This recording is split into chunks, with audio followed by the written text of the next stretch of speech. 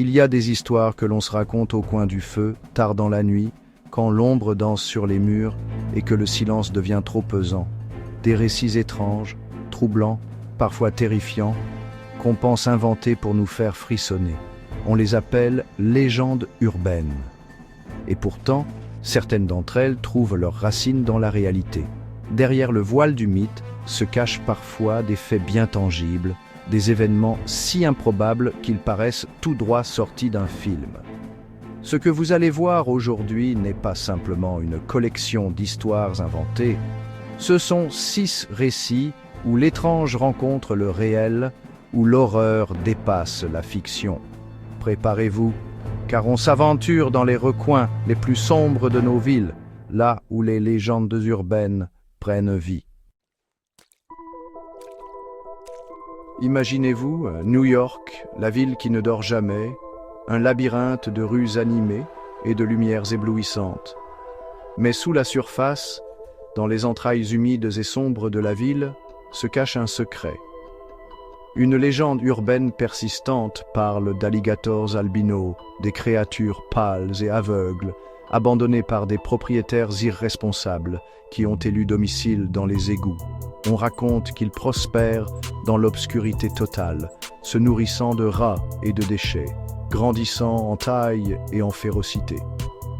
Pendant des années, cela n'a été qu'une histoire pour effrayer les enfants, une rumeur murmurée dans les cours de récréation. Mais en 1935, la légende a pris une tournure terrifiante. Des égoutiers, travaillant dans les tunnels sombres sous la ville, sont tombés nez à nez avec une vision d'horreur. Un alligator, très réel, long de plusieurs mètres, émergeant des eaux usées. La nouvelle s'est répandue comme une traînée de poudre, semant la panique dans la ville. Était-ce un spécimen isolé, une anomalie, ou était-ce un signe, une preuve que la légende était bien réelle?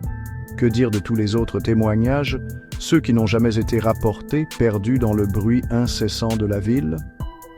Certains disent que l'alligator de 1935 n'était que la pointe de l'iceberg, un avertissement de ce qui se cache sous nos pieds, que dans les profondeurs obscures, une colonie entière de ces créatures mutantes attend son heure. Alors la prochaine fois que vous vous promènerez dans les rues de New York, rappelez-vous que sous le béton et l'acier, quelque chose pourrait vous observer, quelque chose d'ancien, de patient et d'affamé. Staten Island. Une île à l'ombre de la métropole, enveloppée de mystères et hantée par une légende urbaine particulièrement terrifiante, Cropsey. Pendant des générations, les enfants de Staten Island ont grandi avec l'histoire de Cropsey, un croque-mitaine, un homme défiguré, vivant dans les ruines abandonnées de l'hôpital psychiatrique de Willowbrook. On disait qu'il rôdait la nuit, s'emparant des enfants égarés, les entraînant dans l'obscurité. Une histoire pour faire peur, une mise en garde pour les enfants turbulents. Mais dans les années 1980, la légende de Cropsey a pris une tournure sinistre, s'immisçant dans la réalité avec une violence inimaginable.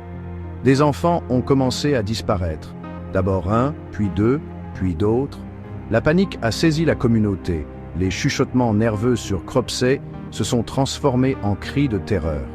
Puis vint l'arrestation d'Andre Rand, un ancien employé de l'hôpital psychiatrique de Willowbrook. Les détails de ses crimes, sa proximité avec les lieux hantés par la légende, tout semblait indiquer que Cropsey avait pris vie. Mais le plus terrifiant, c'est ce que la police n'a jamais pu prouver. Combien d'enfants Rand a-t-il réellement enlevés?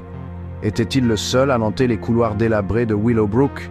Les familles des victimes vivent encore aujourd'hui avec le poids de ces questions, hantées par l'ombre de Cropsey.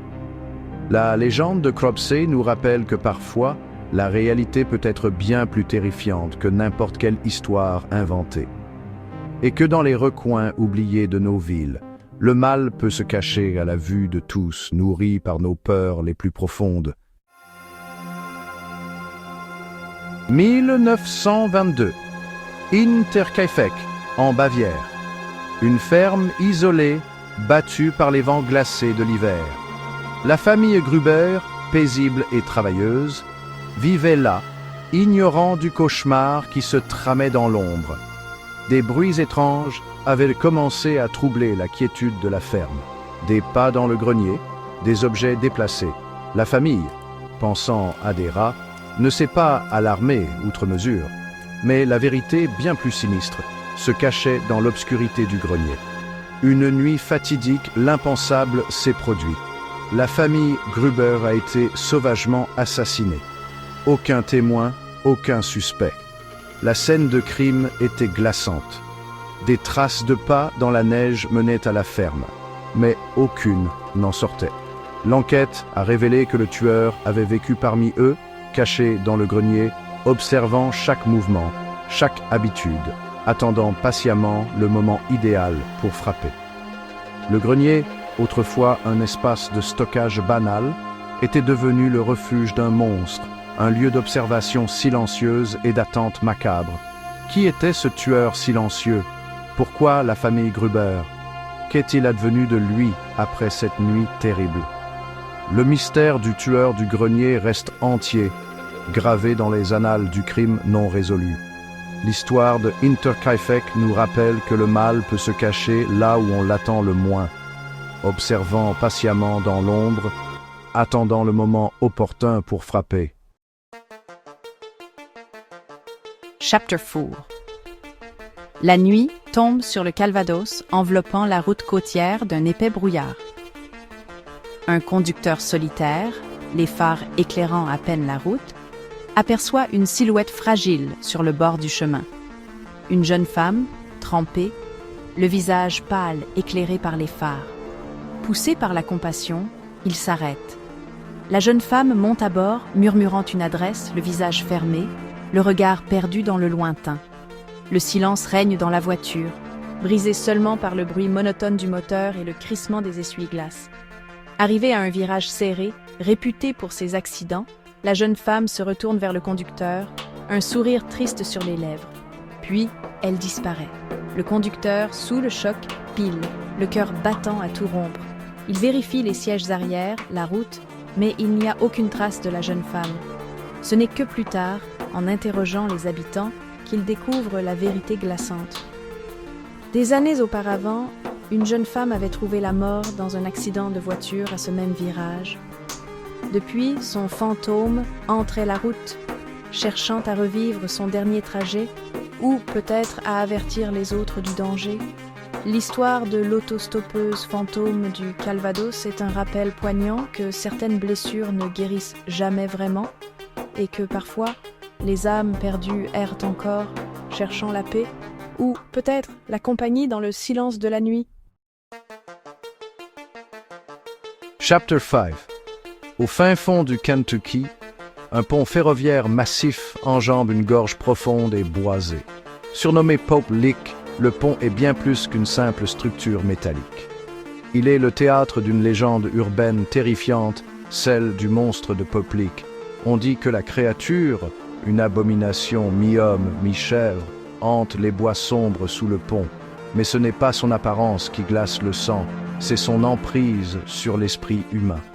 Selon la légende, le monstre de Pope Lick possède un pouvoir hypnotique.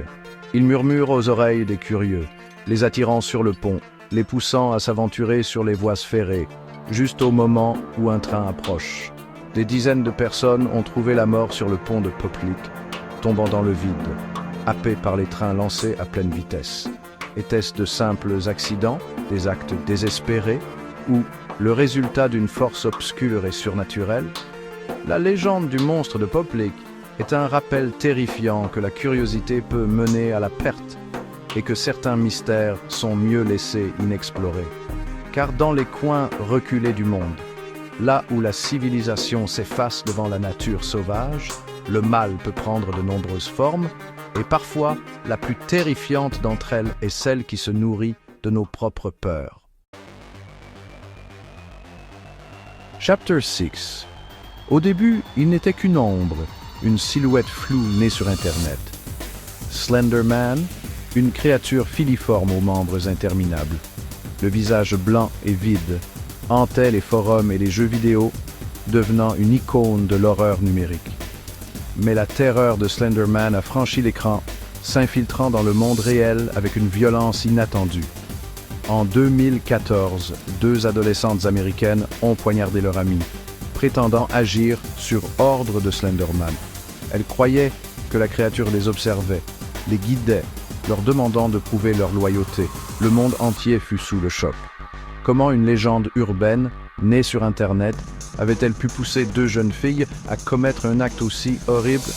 L'affaire Slenderman a révélé le côté sombre de notre fascination pour l'horreur, la frontière floue entre la fiction et la réalité, et comment les idées, même les plus fantastiques, peuvent influencer nos actions. Slenderman n'est peut-être pas réel au sens physique du terme, mais son influence est bien tangible. Il est devenu un symbole de la terreur moderne, une créature née de l'imaginaire collectif qui nous rappelle que les histoires que nous créons peuvent avoir des conséquences bien réelles, et que parfois, les monstres les plus effrayants ne se cachent pas sous nos lits, mais dans les recoins les plus sombres de notre esprit. À la lumière de ces histoires, une chose devient claire. La réalité n'a rien à envier à l'imaginaire. Ce qui commence comme une rumeur ou un vieux conte murmuré dans une ruelle sombre peut, parfois, révéler un passé bien plus sinistre. Ces récits, qu'on aurait cru inventés de toutes pièces, nous rappellent que le monde regorge de mystères, d'événements inexpliqués et de vérités qu'on préfère ignorer. Peut-être est-ce pour cela que les légendes urbaines nous captivent tant. Elles nous invitent à regarder derrière le rideau du quotidien, là où se cachent les histoires qu'on n'ose pas toujours croire. Abonne-toi pour plus d'histoires.